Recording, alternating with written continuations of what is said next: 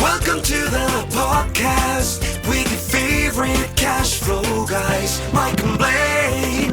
Giving you the best advice while having a beer. When you're running a business, there are problems every day. Let Mike and Blaine help you out and guide your way. Cheers to the good times with Mike and Blaine for business, beer, and BS.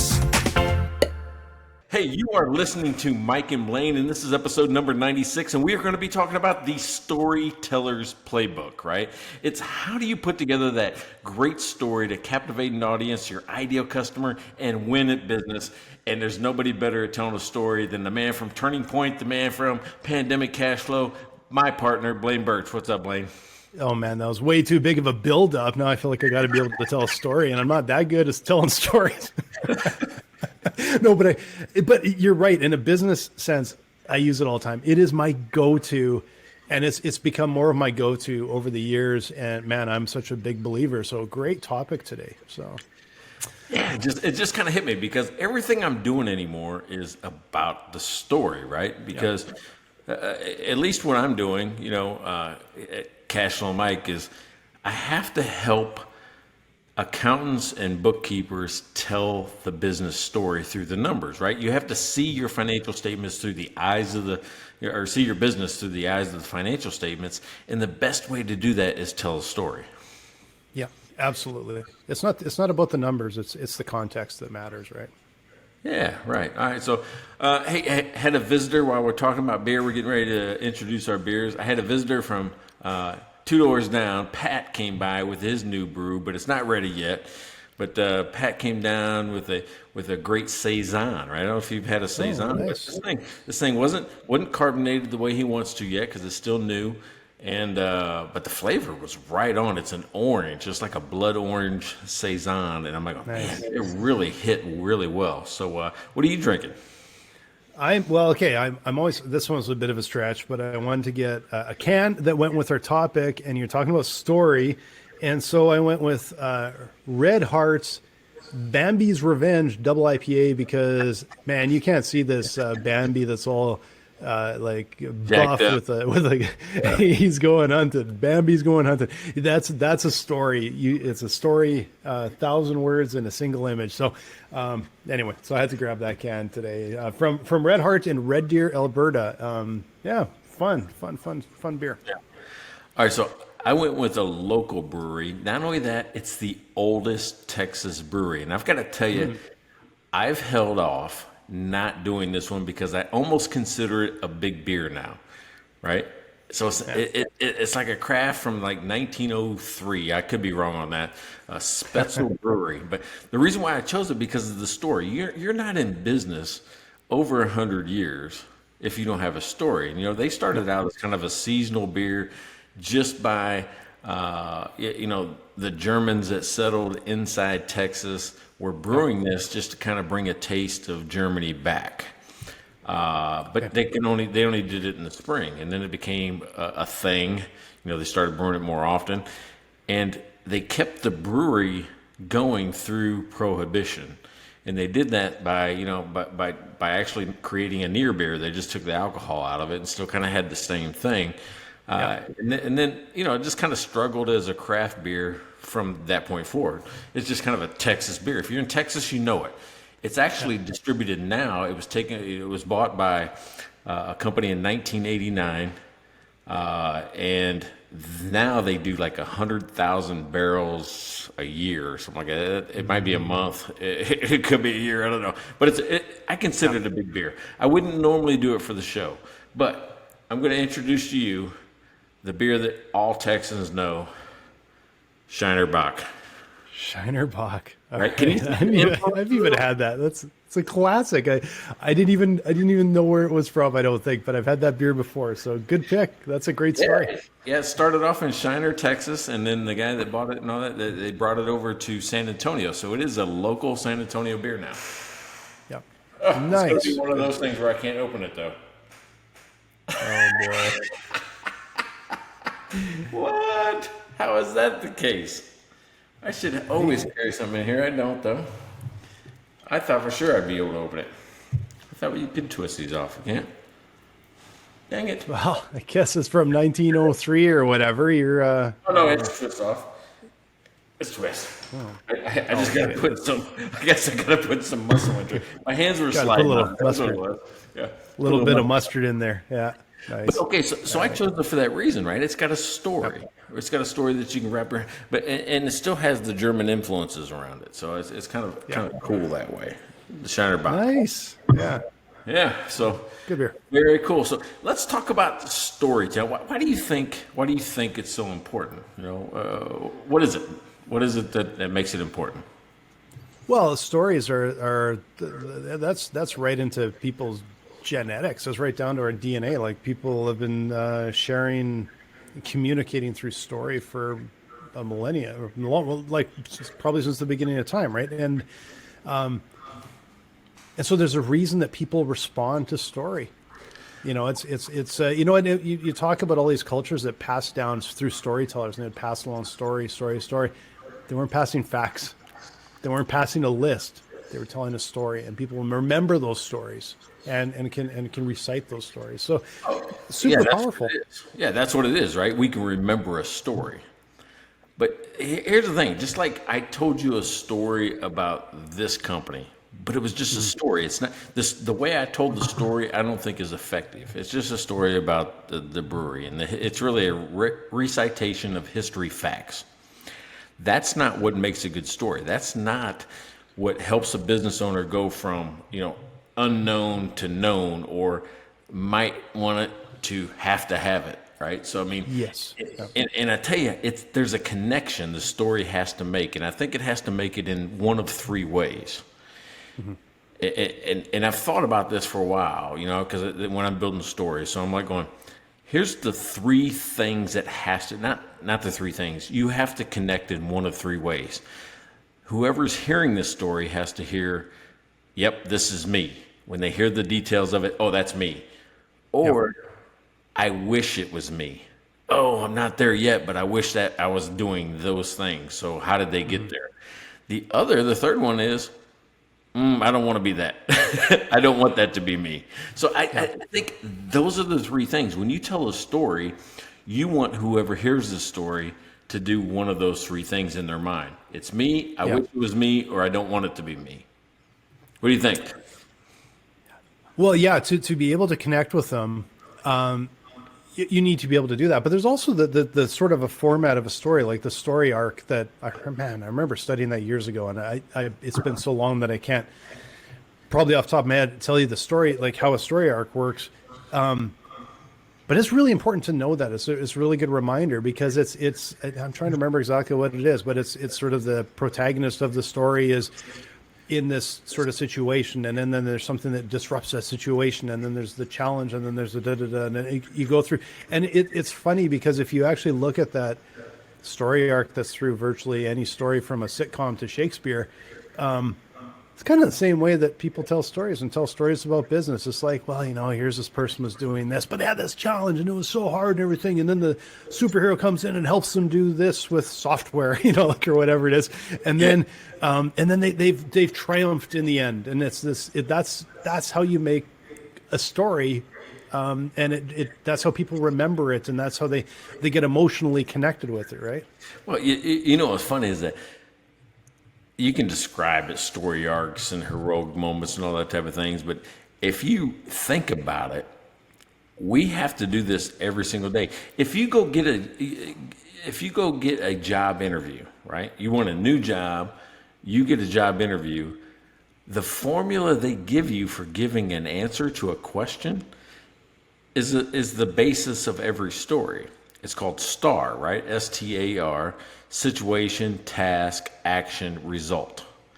Here's the situation. Oh, I was in this position. This is what we were trying to do. That's the task, right? We were trying to do this. I was in this situation. We were trying to do this. Here's what I did, and here's what happened next. That's the basis of every story, right? All you're doing is filling in more details. Filling in more details, but you have to add the drama.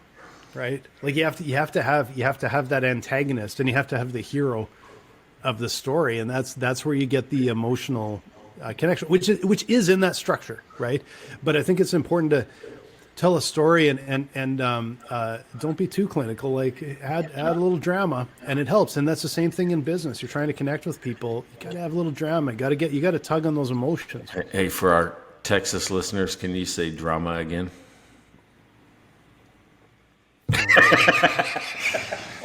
If this is your first time ever listening to it, but you've seen our logo, you've seen the logo as two skeleton heads, one with a baseball cap, and Texas is blue with Texas, the shape of Texas on it, or there's a red toque, on another skeleton with the Canadian a maple leaf on it. I think it's a maple leaf. Yep.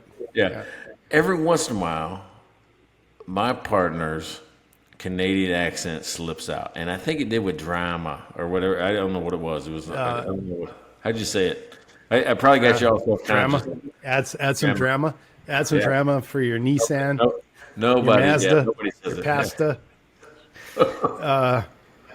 Well, I've been home for a few months now, so it's starting to tilt. It's tilting back the other way, and in a few months it'll tilt back, and I'll be back into process and drama. Okay, I'll have to learn that one. Drama. Add a little drama. I don't know. It always sounds like an English major when you talk like that, but you're the Texan English major, right? Well, I don't want people to get confused. I want you to be very precise with your words so everybody understands clearly and concisely, what you're saying. Plus, I can make fun of you. Well, I know all of our American listeners will make fun of me, and all our Canadian listeners will make fun of you. That's just how it works, man. Well, yeah. I like it best when your friends come up to you and go, "That guy's got a real Southern accent," or they tell you you've got one. A drawl. Yeah, they said you have a drawl, and then I have actually been told that a couple times. So, but it's fading now. I'm good. I'm back to drama. Yeah. All right. So I think the one thing about a story though is authenticity, and believe it or not, I didn't have that when in my 20s, in my 30s, probably not until almost mid 40s.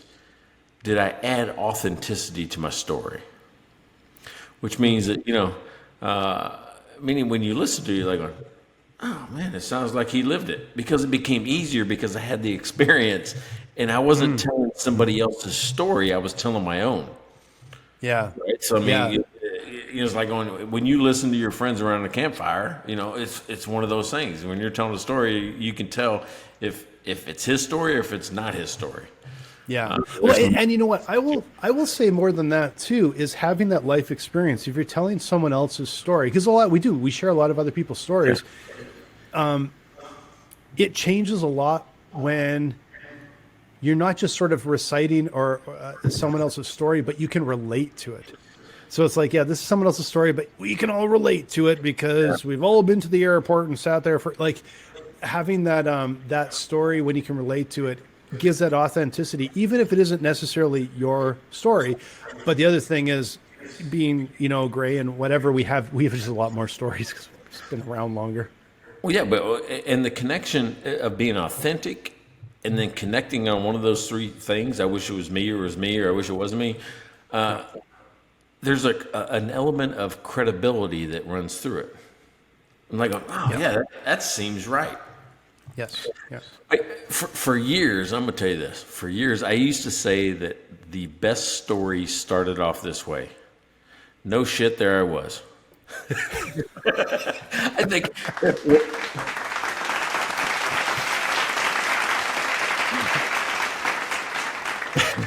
Hold my beer, watch this. Yeah, exactly right. So, dude, your timing on that was impeccable. You were becoming the best producer we have.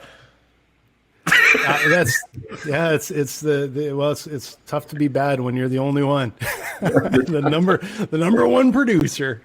But it's when I hear that, I'm tuned in. I'm like, oh yeah, this is gonna be good. This is gonna be a good story, right? Yeah. The one I tell people when I'm just goofing around, there's two of them, and this might be long-winded. You think of it one way or the other. I don't care what you think of it, but the one I tell is this.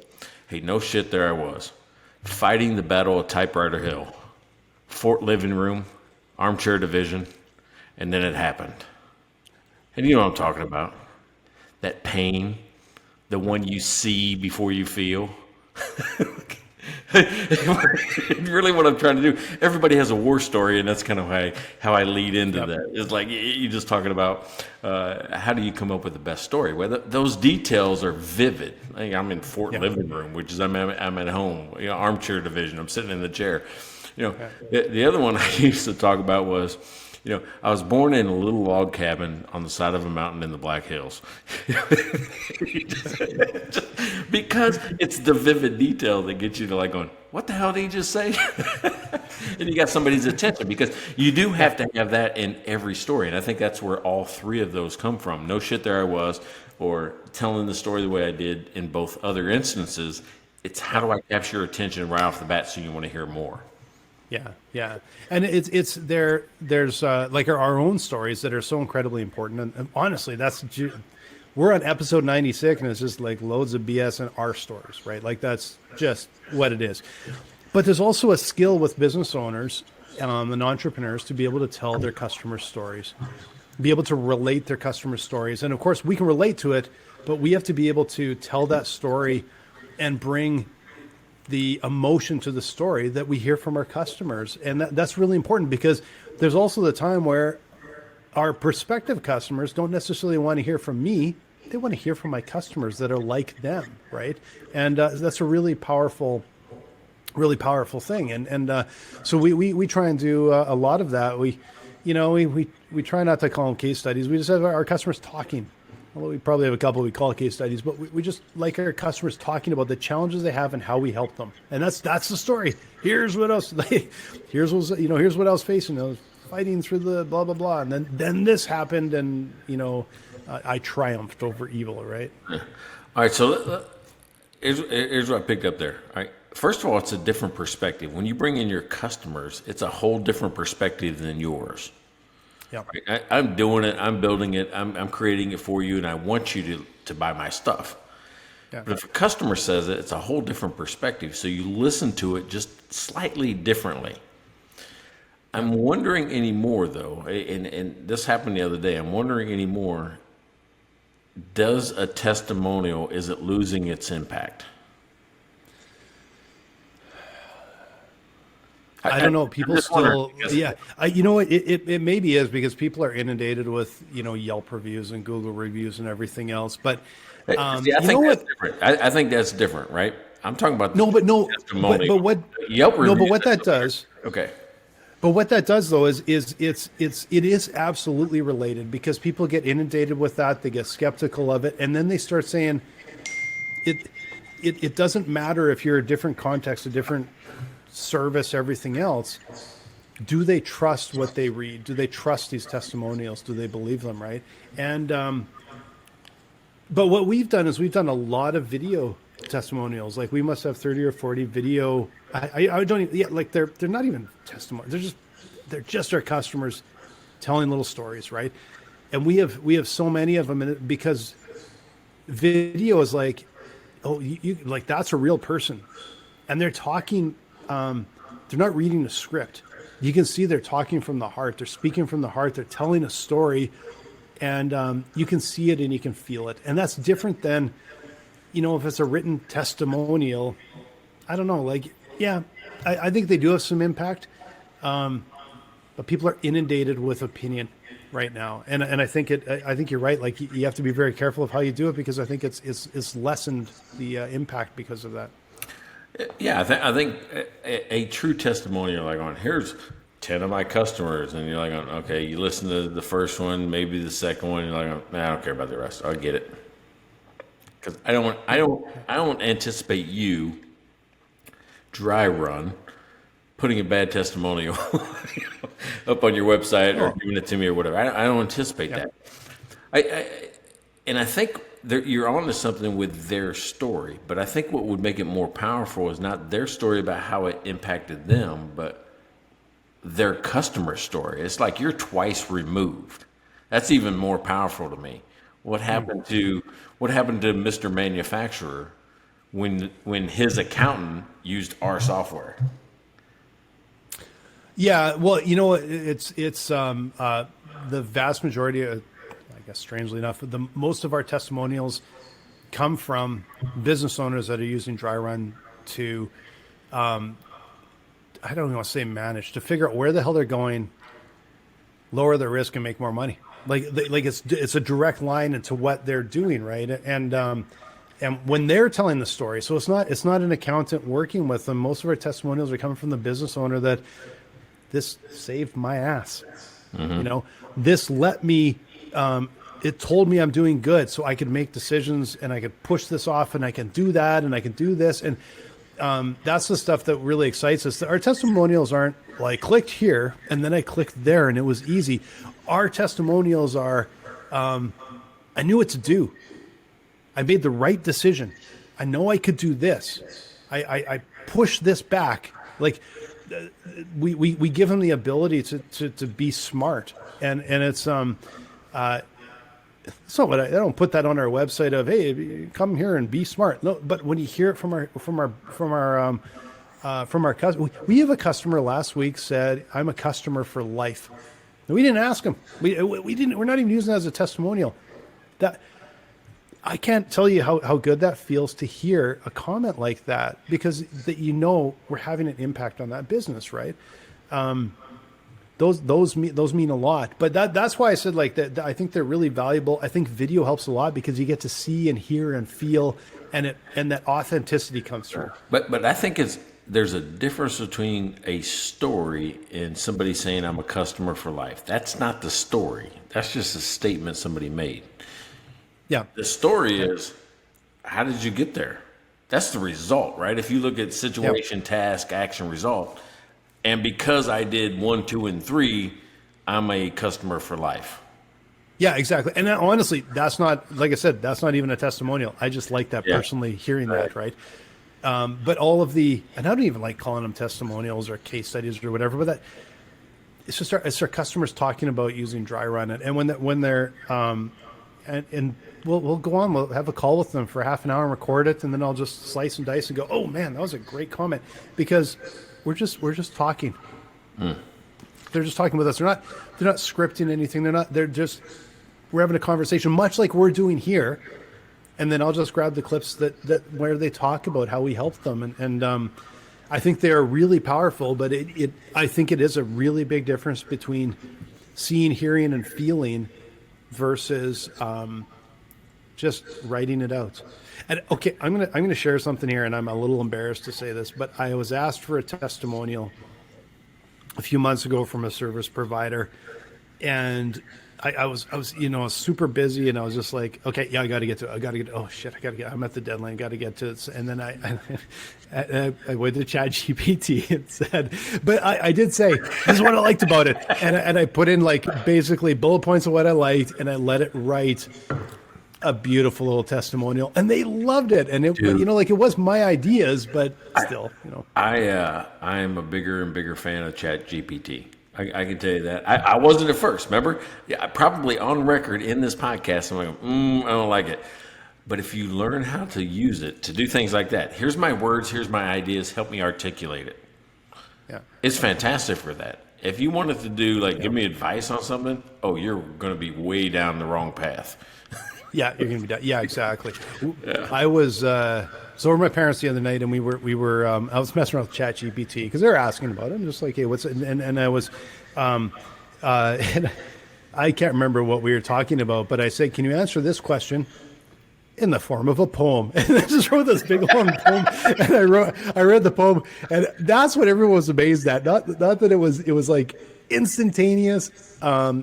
It was probably semi-accurate information or whatever, but that it wrote it in the form of a poem. It was quite funny, actually. One of those unique facts that on occasion, if somebody asks me, like, tell me something about you that you don't know, because you get that in podcasts sometimes when you're a guest. Yeah. And when I did the Profit First Grow My Accounting podcast or whatever, I forget which one it is. Sorry. I apologize to everybody if I just messed up the name of the podcast. But I got on there and I told them, I'm a published poet. And they go, what? Because you don't expect that. Here's a state trooper, right? Here's a state trooper. Yeah. Here's a guy that's run businesses. Now you're telling me you have a published poem? Yeah, in 1995. All right, I gotta hear I this. was working as a trooper. Oh, I'd have to go get it. I can't memorize. I haven't memorized it, but I will post it. All right. So here's the thing. Remember the Hundo Super PAC? Oh yes, yes. Comment on Mike's poem. I will post the poem on our page, right? It's called Locked In. Yes. So it's called Locked In. And it was one of those things where I'm telling the story of getting pulled over from the trooper's perspective. Like what it's like sitting in the car pulling somebody over, right? Because everybody knows the other way. They know what it feels like to get pulled over. Yep. You don't know what's happening in the patrol car. So the poem is that, right? Okay. And And why? What prompted you to write a poem about it, though? yeah, I'm weird, I guess. Okay. And where was it published? Because that's what I'm really curious about. Okay, so it was published in Poetic Voices of America, 1995. It's in a book. It's a book that's man, it's sitting that out is- there, and it was published in the State Trooper magazine. Back in 1995 or whatever, same year, because I submitted it because they always ask for dumb shit from troopers, like give us something to put in the magazine. So it was published. So okay. And This don't be is what's gotta go. expecting. Anyways, first of all, don't be expecting an epic poem like it's 10 pages long. It's like 6 lines long. That's it. Oh, but short is hard. That short and good is hard. So that's amazing. And the other thing is, I think we should be advertising. This is what we should be advertising. Like one of the hosts of Mike and Blaine is a published poet and a hair model, and that is unbelievable. Like that. Oh man, that would drive listenership through the roof. And he's from Texas. Right? Just not maybe making those connections all the time. So, Dude, look at that. I'm a poet and a hair model. That's right. So, and I think I've told that story. We need to do an episode on like marketing, on how that all came about. And I'll tell that story of like marketing on how that came about, that I became a hair model. Right. but that these are all great stories. These are great examples of great stories, right? Like if you ask me, I'm like, I can't think of one. Like when you say hair model and a published poet, I'm like, I got nothing. Suddenly, I feel like I've got nothing. I'm the most boring person on the planet. Knife forger, skateboard creator. Yeah, but that's not like hair model poet, man. Like that is not the same, man. How's it not the same? You're creating life and putting it into the universe. All I creating life. all I It's did, creating all I did was skateboard. grow. Yeah, all I did was grow hair when I wasn't supposed to. My best, I don't know if I've told this story in here. My best story of a skateboard in the last few years was, okay. My wife came with me on the skateboard one time, and she was riding her bike. And I got this skateboard, and it's sitting right over there. It's an electric skateboard.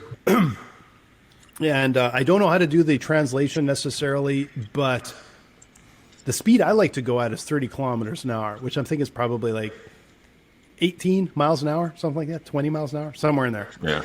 And but there's on my skateboard is this thing called ludicrous speed. I don't think they call it that, but I call it that.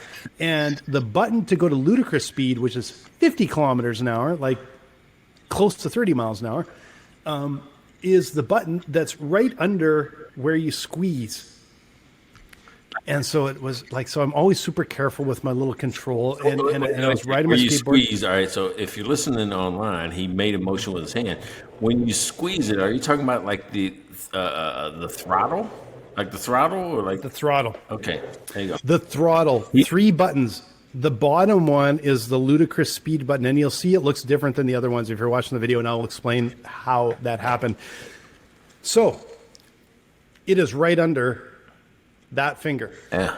And of course, it's the one time that Heather's with me. She's riding her e-bike behind me, and I'm going down a path, and I keep looking behind to check on her and everything. And I think what happened was I hit a bump, and I squeezed.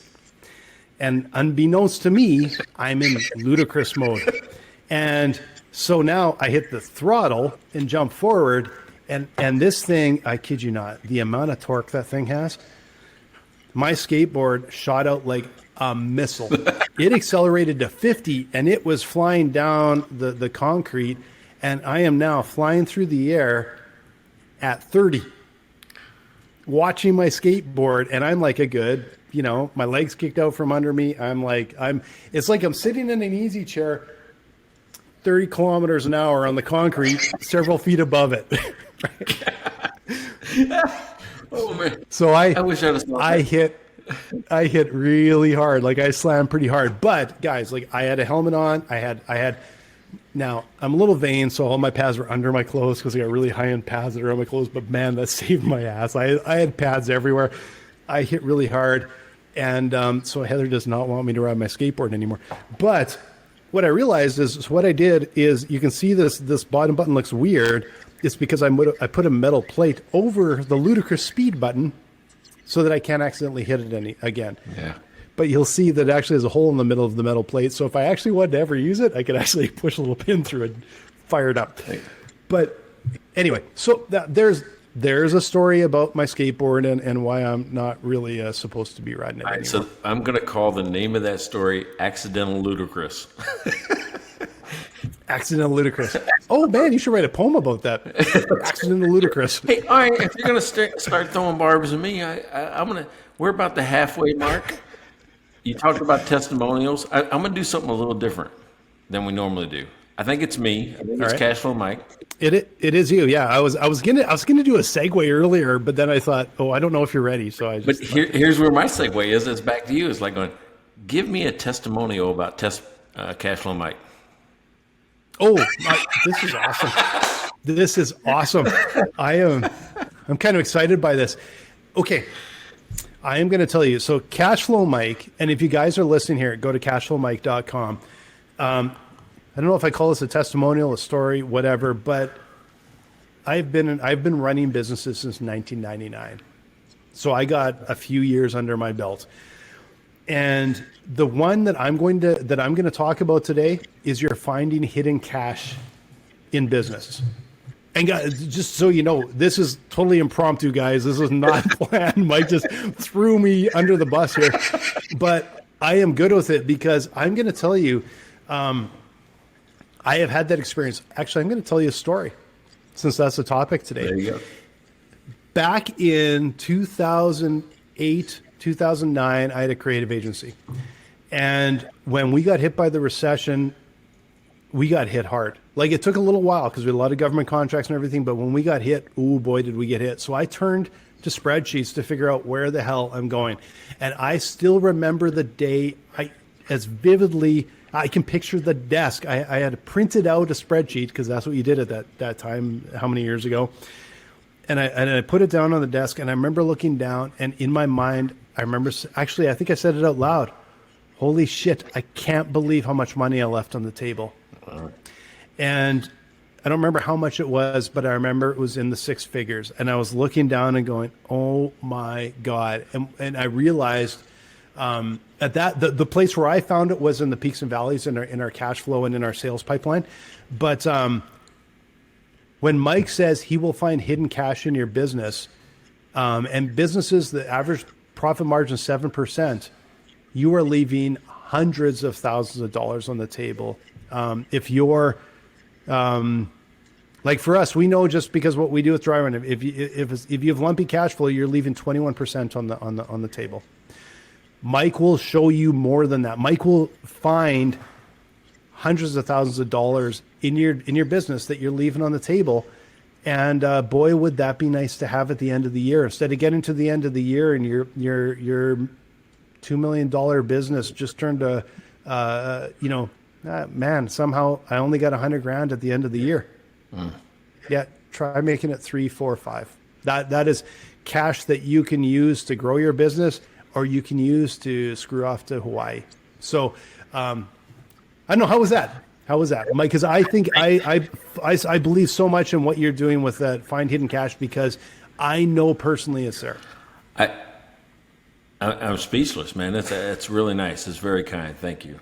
But I'm going to pile on here, which is I have found $10,742, right? $10,742 this year since January in 2023 for my clients and given them the path to reclaim it. Serious. Yeah. 30-minute call. Yeah. 30-minute call is all it takes. And that's not bullshit, guys, because I know all the places you can leak money out the bottom of your business. So cashflowmike.com. There you go. That is cashflowmike.com. Book a call. Yeah. Get the free stuff. Book a call. Start it yourself. I mean, if you're a do it yourself, do it yourself. Or comment on one of our videos from episode 90 to 100, and you will be entered into the Hundo Super Pack draw.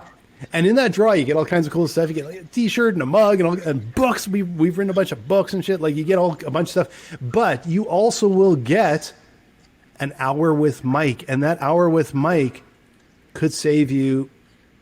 Reclaim, not even save. It's not about savings. It's reclaiming money you're draining out the bottom, hundreds of thousands, maybe millions of dollars in your business. Yeah. And it's not bullshit. This is not. I got to say, like, there's a lot of stuff on the internet that is a lot of promises, but the promises end up being like, it's like the Mary Kay person that's driving the pink Cadillac. It's 1 out of 1,000.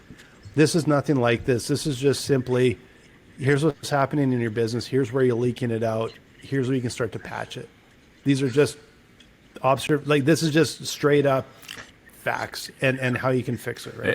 It's been so powerful. I guarantee now $20,000. Guarantee. You don't have to pay me anything. I'll find you at least that. And that doesn't even. I don't know if that sounds like a lot or not a lot. To me, that's a lot. But I'll find you at least $20,000. It's a lot, but you'll find more in almost every business. I know it's the first hour, but you'll find more because there is businesses are leaking money and they don't even know it. So it's yeah. Okay, so speaking of stories, I have told a story 6 to 8 times in the past week of your video. Right. Of your video. The race against gravy. Oh, the race against gravy. I like that one. That's what I keep calling it, right? I said, no, instead of the race against time, it's the race against gravy because, and I'm not giving up on clunky, right? I'm still using clunky. I'll let you have lumpy as a description of cash flow, but it makes sense. I'm like, man, lumpy's really good. And when it's a marketing genius play. Comparing lumpy gravy to lumpy cash flow, right? And if you haven't seen his video, it should be viral at this time. Matter of fact, we talked about it in the last episode. But watch somebody set up dry run while Blaine makes instant gravy and see who can do that faster. Who can? Yeah, and not just go ahead. Not just set it up, but like Catherine, our director of client success, literally imports data, manages cash flow, and starts building a sales pipeline. Well, I shouldn't even say who won, but I'm making instant gravy. That's the race. We'll you know what, everybody, I'll post it on our Facebook channel so you guys can see it. Post it on Facebook. And maybe our YouTube channel. It's kind of funny. But those are stories, and the stories are when you can, you got to capture people's imagination. How do we get this message across? We're not just doing this for fun. We're trying to get a message across. It's story, and that just it helps, right? All right. So I mean, we've talked about like the emotional connection, those type of things. There is, and you mentioned this right off the bat, and we haven't talked about it since. There's a conflict resolution that has to happen. There has to be something, a problem that you're solving. I don't pay attention if it's just a good feeling time story, because somebody has to overcome something. Somebody has to solve a problem. Somebody has to, achieve something you didn't expect them to. Yeah. So, okay, I'm gonna add the conflict is actually an element of surprise because you didn't expect them to do whatever it is they did next. What do you think of that? Yeah. Well, I think it's a surprise, and you have to intrigue people, and it's almost like a subject line for an email. It's like the title of your story, right? Like that makes a really big difference because you have to draw people in, and the title usually is alluding to that challenge. I'm trying so hard not to use the word drama. So I just you slide it out. But you have to pull them in and capture their imagination, right? And that's an important part of it. All right, so you said title, right? If I'm telling the story, I don't need a title. Is it tittle in the U.S.? No. No, it's not. But all right, so I'm the worst at this. I'm the person they write headlines for in these articles. I guess when they talk about clickbait, it's probably me because I'm like going. But here's the problem with me now clicking on anything. I'm like going, that doesn't sound like it's going to be that great. Because I've been tricked so many times, right? This is the problem with the internet, right? Early on, you could get people to do that, but like it promises you a big result, and you click on it, and it's a nothing burger, right? There's nothing inside the article. You're like, that didn't even address the problem you said that you were going to solve in the title. So titles are important because the expectation. You got to remember, a confused mind never buys. So if I read your title, I read your article headline, and the first thing I'm seeing in the text doesn't match, your story is terrible anyway. It's already bad. You have to deliver. You have to deliver at that point. I'm a bit the opposite, man. Like I'm such a skeptical asshole that when I see the clickbait, I get so annoyed with them that I don't click. Not only do I click on them, I tell them all to screw off. Like I just get annoyed at it. So I rarely get suckered into those because I'm just, it annoys me. It annoys me when I see those titles, right? You know, I think the other most important element of a story is delivery. And I'm going to say, I mean, just when we're talking right now, just the audio sense, pauses, silence is important. You let people kind of resonate with a point. You build up, you build excitement, you inflect your voice, those type of things. The delivery is important. It's harder to do in text, like an article or a social media post. But where I'm seeing people being more effective with that is spacing, right? They're not building huge mounds of text. They're taking one or two sentences and putting a space between each one, making it easier to read and getting to the point faster. So I think if it's going to be in text, it has to be more concise. It has to be more, precise. I think for the last, I don't know how many years, I've lived by the too long didn't read mantra, like mantra. Is that how you say it in the States? Because here it's mantra, but I don't want to. I don't want to get. You did not just say that, did you? Really?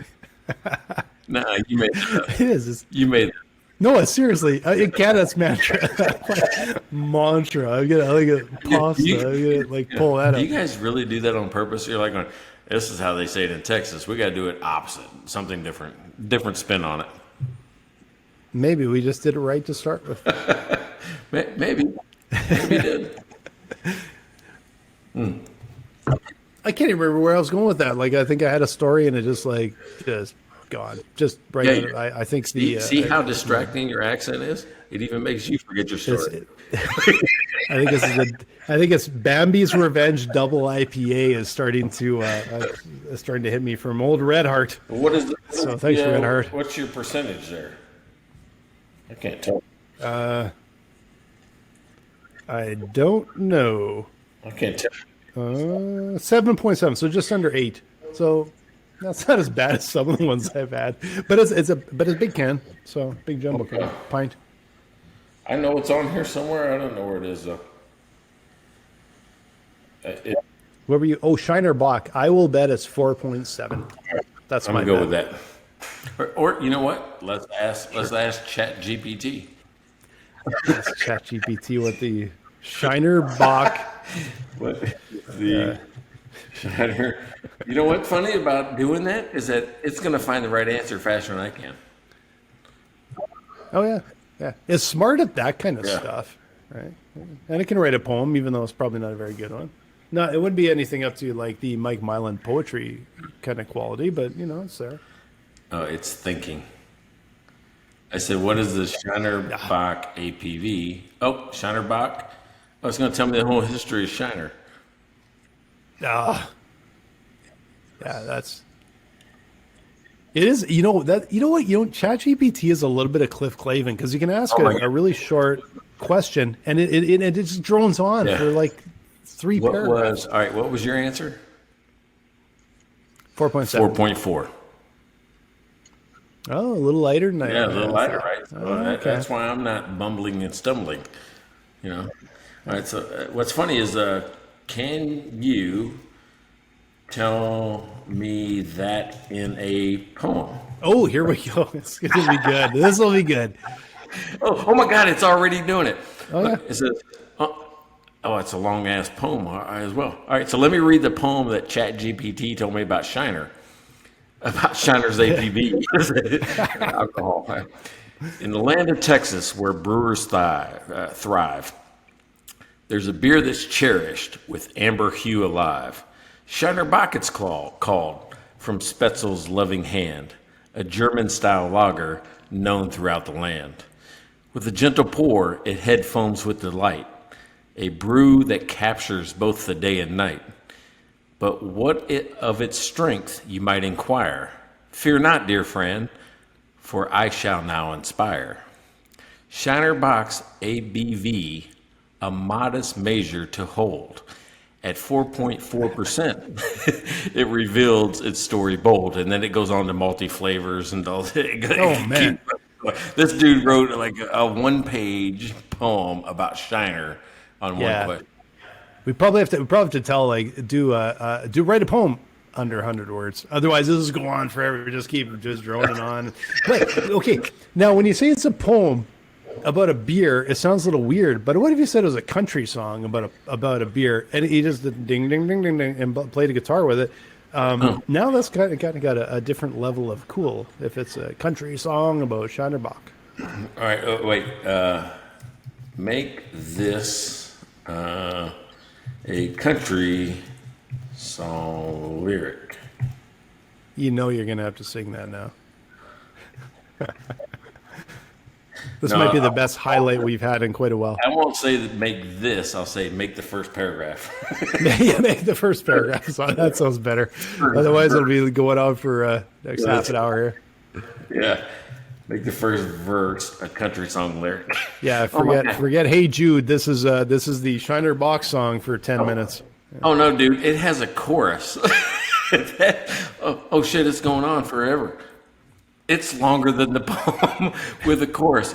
It has 1, 2, 3, 4 different iterations of the chorus, right? So let me kind of get it. In the heart of Texas. All right. In the heart of Texas, where the wild winds blow, there's a beer that's so beloved that a legend will grow. Shiner Bock, they call it, with its amber glow. From Spetzel Brewery, it's where the spirits flow. Oh, raise your glass, sing a toast to that Shiner Bock we love the most. With smooth taste and smooth as true, every sip in Texas, it's a little bit of you. Beautiful. That is outstanding. Good delivery. Good delivery for the first time. That's got to be the dumbest thing I've ever done on this podcast. That might also be on our YouTube channel separately and on Facebook as Mike singing a song. I was going to say Mike singing a song that he wrote. With a little help from my friend, Chad. With a little help from your friend. Chad, yeah. Chapped. Yeah, chapped. We should just call him Chad. ChatGPT is the world's worst brand. How did they call even OpenAI? Lame. Let's call him Chad. That is a much better name. He's such a Chad. Oh, yeah, ask Chad. Ask him what he thinks. Right. If I said I'm going to change your name to Chad, it'll probably tell me it doesn't identify as a Chad. But see, ChatGPT. So Chad, you know what Chad always does? If you ask us something that it's not really supposed to, it'll say, "I'm artificial AI and I can't say that," but and then it does the whole thing anyway. It always gives me an answer, even when you ask them something really stupid.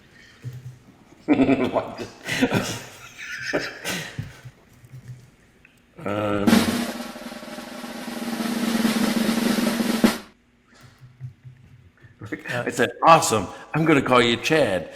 And it says, certainly, feel free to call me Chad if that's what you prefer. I'm here to assist you. How can I further help you? Well, that's actually a little more accommodating than I thought it would be. Yeah, we can call it Chad. So we have permission. It's on the record in Open AI or whatever that we have permission to call it Chad. Yeah. So now, you know what? Like, man, too bad he can't produce the show, but he's our expert, our resident expert, Chad, for the Mike and Blaine show. Now we have a resident expert. So awesome. You know what's funny? We could do that, and we have permission from ChatGPT to call it Chad. Yeah. So yeah, we don't have to mention their name anymore. Exactly. So okay. So here we go. Ask Chad. Tell me a story in under 100 words of how Chad dominated the world. And you know what? It's going to come up with something. It's going to, because what'll be interesting, I'm curious, is Chad knows story structure. It knows story arc. It knows all of that. So just kind of like writing a poem, it'll know how to actually build this ridiculous question into the structure of a story. And so good thing to take note of here. If you're looking for a story and you're talking about one of your customers and you got to say, okay, I got to turn this into a story. It's got to have a little drama. Okay, I have it. I have the Chad. story. I have the story. Right. Chad's got the story. All right. Are you ready? I'm ready. Dude, I'm serious. It's a story already. So, once upon a time, in a world yearning for a leader, Chad emerged. Dude, that's already spooky, right? Beauty. Yeah. With charisma and unwavering determination, he united nations, transcending borders and ideologies. His strategic brilliance and empathetic nature bridged divides, fostering peace and prosperity. Chad harnessed technology for global advancements, solving pressing challenges like hunger and climate change. Education flourished under his visionary reforms, unlocking human potential. Through diplomacy and dialogue, Chad ensured justice and equality prevailed. In the blink of an eye, the world transformed under his reign, forever marked by Chad's legacy of unity, progress, and the triumph of humanity's collective spirit. Holy shit. You know what? I'm going to say something here. Might be a little bit controversial, but you know what? Chad is shitty at stories because he basically, there was no challenge. There was no pushback. There was no antagonist. There was nothing. It was just like, it was literally like, I'm awesome. Let me list the ways I'm awesome. And that was his entire story. That's not a story. Yeah. You know what? The story is like, Chad failed. Chad was like struggling. He was in the gutter, and he lifted himself up. And no, so he's awesome. Yeah, he already assumes he's awesome. He assumed he was awesome. So all that stuff I said while Chad was writing the story about Chad probably being good at writing stories, wrong. Yeah, he is awful at stories. Yeah, awful. Because there's zero drama, zero emotion. It is just like it's like a resume. Unfortunately, it's probably true though. It's like, oh, Chad's going to do this. He probably just told us what the hell he's going to do. Okay. Have you ever seen a documentary called Terminator? Yeah. It's a documentary. Well, I hope it's not a documentary, but that's a story. But that is, if you're going to tell a story, that's a crazy story that's going to catch you. Like him saying he solved world hunger or something. Yeah, okay. Okay, let's just tamper this down a little bit. And but I don't know, like that. It feels to me like he dropped the ball on that one pretty bad. All right, so episode 96, we talked about the art of storytelling, and really we went through some of the elements of how to get there, right? From having the protagonist, antagonist, having, some type of conflict that you get resolution on. Even the rags to riches stories work, right? Like I was this, now I'm that because I did these things. I still think the basis of a story could be STAR, right? Situation, task, action, result. So what'd you learn today? Well, I remember like you've been to a party before where you've heard someone in the crowd say, "When you tell a story, have a point," right? Because bad stories fall flat. Yeah. Bad stories do not work. You have to have good stories, and a good story is you've got to have that. Here's where I was, but then here's this big challenge, and then I struggled mightily, and I couldn't break through the wall. But then this hero arrived, and we, and broke through the wall. And if you're a business, the hero is like, for us, it's like dry run. It's like, yeah, when I tell a story about dry run, this is how they started. And it was just like, oh, this slog. It was this awful struggle, and we break through as the hero to help them, save the day, right? Yeah. That's important. A story isn't reciting facts. A story has to have that structure, that drama. You have to build that emotion up. You see how I'm just rolling that in now. I'm just like a drama-ing it up. So, But I can also tell that you're drinking a stronger beer because you get ramble a little bit, right? It went on a little long. It happens. Hey, episode 96 in the books. You've been listening to Mike and Blaine. Don't forget about the Hundo Super Pack with all of those prizes. T-shirt, coffee mug, books, 3 months of dry run, 1 hour with me, Cashflow Mike. And then, guess what? All you have to do is comment on any video or anything you have. I don't care. If we put up the poem and you comment on that, you're in the drawing. If we put up, whatever Blaine wants to put up, he's got a bunch of 10 things that we got just from this episode. I guess me singing a song. You can. Oh, yeah. Right? That could be a clip. Comment on that. Doesn't matter. Put those things up. Oh, his gravy. If you comment on his gravy video, the race, what I call it? The race against gravy. The race against gravy. I don't even remember what we called it, but it's our gravy video. You'll know which one it is. It's where I make gravy, and the flavor I made was brown. That's literally what's in the packet is brown gravy. So, yeah. Apparently I buy cheap gravy. So any comments on those from episode number 90 through 100 are entered in the drawing. We're going to have a special episode or 101. We'll call it 101. Special episode where we're going to do a live drawing, and Chad, our resident expert, is going to pick the winner. Right? Yeah, Producer Chad. Producer Chad is going to pick the winner, or expert Chad. Maybe it's expert Chad. That's what we'll call him. Chad, right. Our expert Chad is going to pick the winner, and expert Chad's pretty good with some stuff and really crappy with other stuff. But He's a new hire. He's He's not trained yet. He's an intern. Intern Chad. Intern Chad. That's what we got. So, hey, 96 is in the book, man. We are 4 away from the 100th. That's a big deal. We are getting there fast, man. We're going to be like, that's going to be in July. In July. What a perfect time to be like the big 100. Man, it's going to be toasty warm here. It's going to be beautiful. I might do 100 out on the deck. I'll see. We'll see about that. If I did, we would have birds and airplanes. Yeah, probably that too. But we can still do it. Why don't we do the special drawing? We'll be outside. It won't be 101. It'll be like a special event, right? Like it's just a special event. And we cut it in. Maybe it's only 15-minute episode, not an hour. No, that's lame. We'll do an hour. We'll do the drawing. We're going to do the drawing but we may do the draw before, and then we'll talk about it on episode 100. Okay, there we go. Episode 100 is going to be episode 100. Okay, episode 100 is going to be epic. It's going to be 3 hours. I'm gonna do like Joe Rogan. We're gonna need bathroom breaks. Yeah. No, we'll keep it to an hour. We'll keep it under an hour, but it's gonna be epic. We'll call episode 100 epic.